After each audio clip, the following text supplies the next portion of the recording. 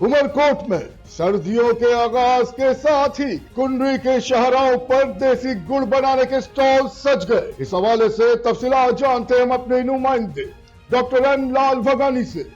जी doctor M लाल भगानी, हमें तफसीलात से आगाह कीजिएगा। जी बिल्कुल, अपनी नाज़रीन को बताते चले कि सर्द मौसम के आगाज के साथ ही कुंडरी समेत जिला भर के मुख्तलिफ शहरों पर देसी गुड़ बनाने के लिए स्टॉल सज गए। मिट्टी की भट्टी पर गन्ने की ताज़ा रस से बनाए गए देसी गुड़ की खुशबू और जायके को खुशबू शहरी अब भी पसंद करते हैं। तफसीलात के मुताबिक सर्दी के आगाज के साथ ही कुंडरी के मुख्तलिफ शहरों Busta road, Memon कुंडरी road, नबीसर road और मीरपुकार रोड पर देसी गुड़ बनाने के स्टॉल सज गए।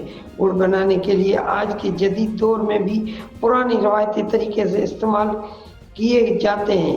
गन्ने के रस को मीठी खुशबूदार गुड़ में ढलने के लिए कई मराहल से गुजरना होता है।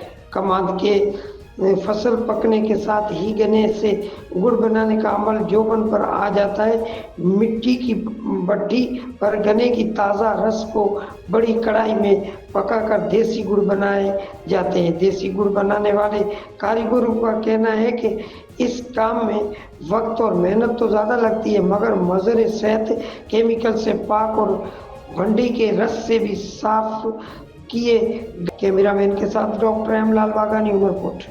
बहुत शुक्रिया डॉक्टर एम लाल भगानी, हमें तफसीलात से आगाह करने के लिए। मजीद खबरें और अपडेट्स जानने के लिए देखते रहिए Faiz news network. Faiz news, Faiz सबके लिए।